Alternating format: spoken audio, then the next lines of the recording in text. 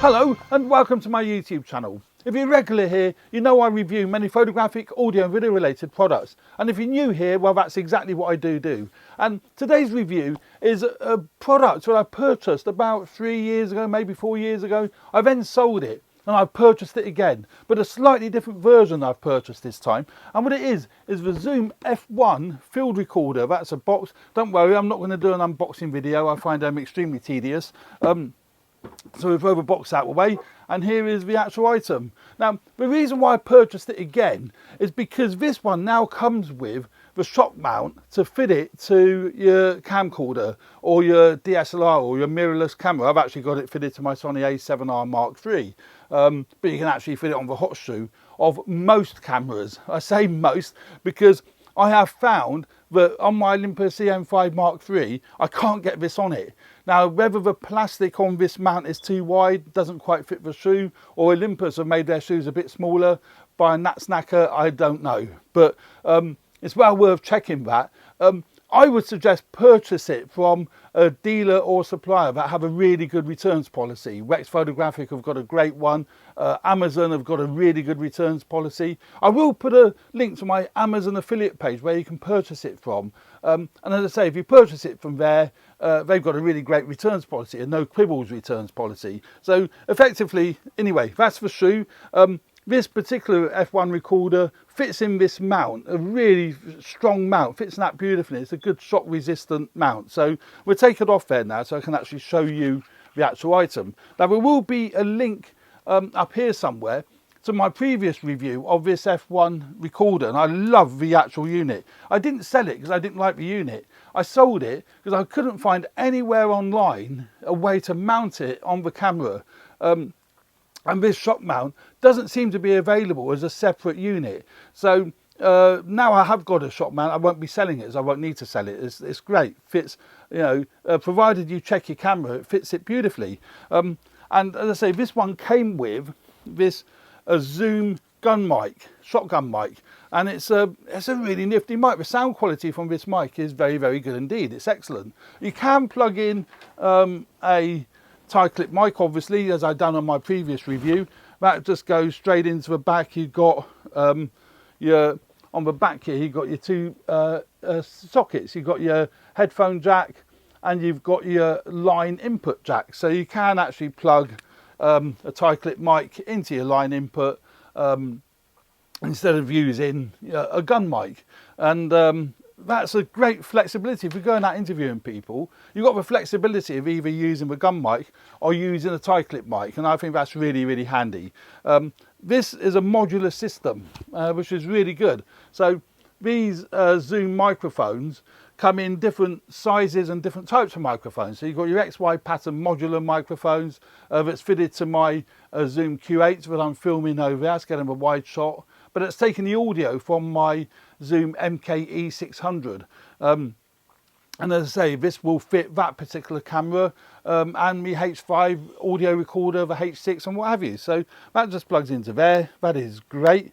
You've got your on-off switch on the side here, fairly traditional for these sort of things.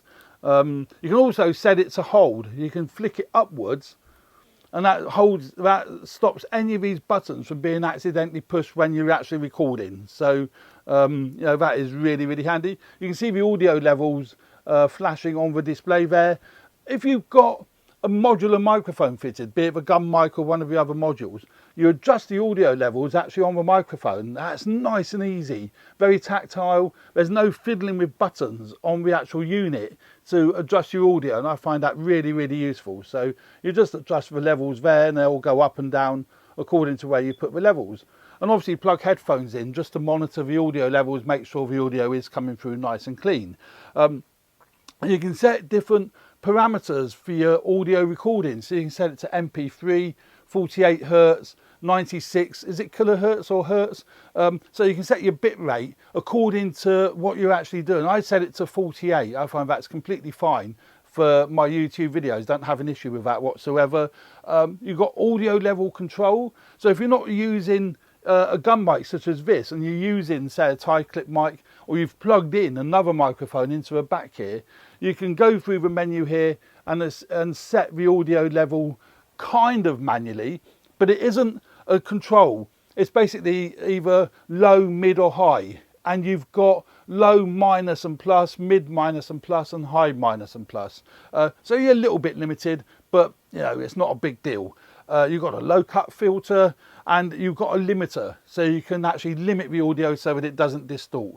And you've got a really big record level button, a record button there. That lights up the screen, and then that'll start recording, and the numbers and the digits will start moving, and which they are, which is marvelous. So you can see there, a nice easy display, clean display. And what is great about these sort of units, they're small, particularly once you've taken the microphone off. Slit in your kit bag, that'll slip in your kit bag beautifully. But it records internally to a micro SD card, and you know, we've all seen these, you know, piddly little things. And I have discovered also that you can't put a 128 gig card in, it comes up with error. I've now got a 16 gig card in here. I guess it will take up to 32, maybe 64, I don't know. But basically micro SD card in the side. That's pretty much all I need to say about it. A couple of AA batteries, just slot in the side there. You get about 4 or 5 hours from one recording session, and you've got USB out for either going to your computer to take the material off, or USB power bus. I'm pretty sure it will be, you can power it from USB, you know, USB power block or whatever. So there we go. That is the Zoom F1 field recorder with the modular gun microphone. And as I say, these buttons on the front here, they're easy enough to adjust. It is menu driven, but you only need to set it up once really. I don't think you need to really fiddle with it. And as I say, and it's got your headphone jack, which also doubles up as your line output to your camera. So the only downside with that, if you're taking a line out to your camera and you're using a camera that hasn't got a headphone jack, you're still, well, you can't monitor the audio. So it might be more sensible to not take a line out to your camera, but to record the audio onto here, and then you can plug your headphones in, and then post-sync the audio to the video clips when you do your editing. And most programs such as Final Cut Pro, I would think Adobe Premiere, I don't use it so I don't know, but I would think it does sync the two automatically, particularly if your camera is recording a reference audio, what I class as a reference audio, and then it uses that to match up the decent audio coming off your Zoom recorder. And as I say, it's a great piece of kit. I really like it. I mean, it's fun to use, produces nice quality. It is a bit fiddly getting SD cards in and out because it's right by this bracket, and this bracket doesn't come off. It's the same with putting the batteries in. They've got these horrible flaps on all these devices that you have to connect that in properly before the battery connects. So that's got to clip into there, and then you slide the button in. But there we go. I will do that in just a moment. But yeah, so setting it up is a little bit fiddly to start off with, but once you've got your batteries in and you've got your SD card in, then it's plain sailing. I think because it's such a compact unit, it is difficult for manufacturers to not make it fiddly, really, isn't it? You know, you've got a volume control on the side here for your headphone output, and that's what you would need to use for setting a line output if you're actually recording to your camera. And just make sure you've got your audio level set fine on your camera as well. I would suggest increase the audio output from here so you reset your camera to a lower recording level, because the preamps in a lot of these cameras is not very good. So the lower the level is on the camera, the better the audio is going to be if you increase it from the microphone or the unit coming into the camera. So there we go. That's the Zoom F1 field recorder. My second look at the Zoom F1 field recorder. Particularly great, as I say, now that they've supplied it with this really nice mounting bracket. The only thing I would say with this mounting bracket, ensure that this wide bit is at the front of the actual F1 recorder. not at the back. I made that mistake just now, and the problem with it being that these batteries are coming out because I haven't got the flapping properly. Yeah, this mount bit here needs to be at the front of the unit, because otherwise the microphone sags like that when you've put it on the camera. It's really bad. So you've got to make sure you get that round the right way. If you get it round the wrong way, just unclip it and switch it, switch it round. So there we go. That's the Zoom F1 field recorder. Hope you found that useful. As I say, please take a look at my other video on the F1 recorder. There'll be a link to it above. And I hope you found that useful.